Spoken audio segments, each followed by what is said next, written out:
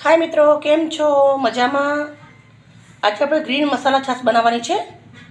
એકદમ ટેસ્ટી બનશે અને તમે ગમે તે ઉનાળાના અંદર ખાવા ખાધેલું હશે, તમે એક ગ્લાસ છાશ પીશો એટલે સરસ મજાનું ખાવાનું પચન થઈ જશે અને પેટમાં ઠંડક આપશે। બહુ જ મસ્ત મજાની ગ્રીન મસાલા છાશ બનાવીશું।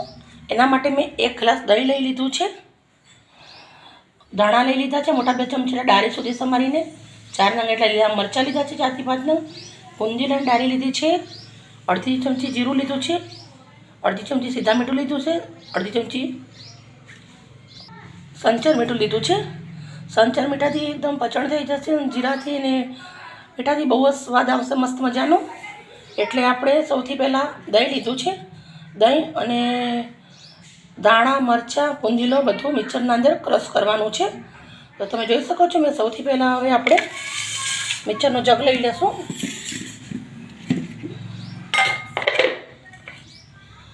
ધાણા મરચાં પૂંજીલો નાખીશું।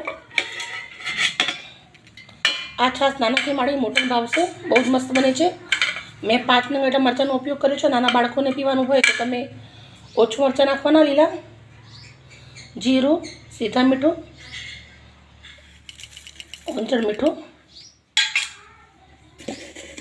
હવે આપણે અંદર દહીં નાખી દઈશું। હવે આપણે બરફ નાખીશું।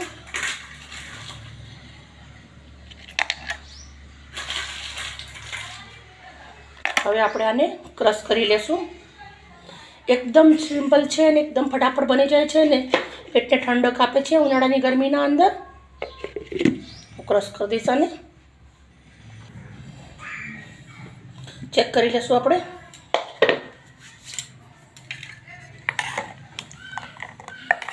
મિત્રો તમે જોઈ શકો છો બહુ જ મસ્ત મજાની મસાલા છાશ બની ગઈ છે। બરફના ટુકડા છે અંદર,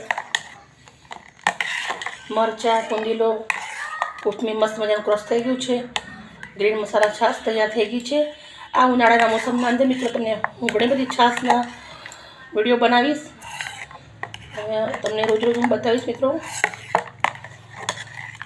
તમે જોઈ શકો મસ્ત મજાની મિક્સ થઈ ગઈ છે એકદમ આસાનીથી ફટાફટ।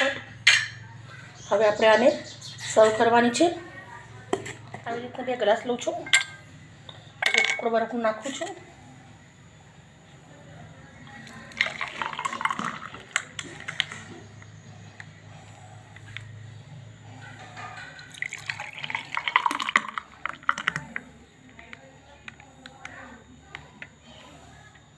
હવે આપણે ડીશના અંદર સર્વ કરીશું। મિત્રો તમે જોઈ શકો છો કેટલી મસ્ત મજાની દેખાઈ રહી છે, બહુ જ ફાઇન એમ એકદમ ઠંડા મસાલા નાખેલા છે અંદર, જીરું પૂંજીલો ધાણા બધું ઠંડુ હોય છે શરીર માટે।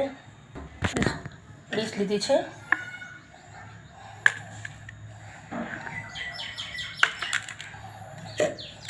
ગ્રીન મસાલા છાશ તો આપણી તૈયાર થઈ ગઈ છે, પણ આપણે એને સજાવી દઈશું।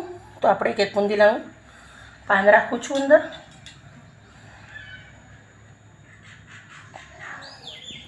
મિત્રો તમે જોઈ શકો છો પેટને ઠંડક આપે એવું કેટલું સરસ મજાની એકદમ મસાલા ગ્રીન છાશ તૈયાર થઈ ગઈ છે। મિત્રો તમારા ઘરે એકવાર જરૂરથી ટ્રાય કરજો।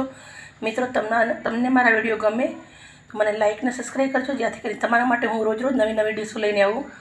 ઓકે મિત્રો, બાય બાય મિત્રો, સી યુ।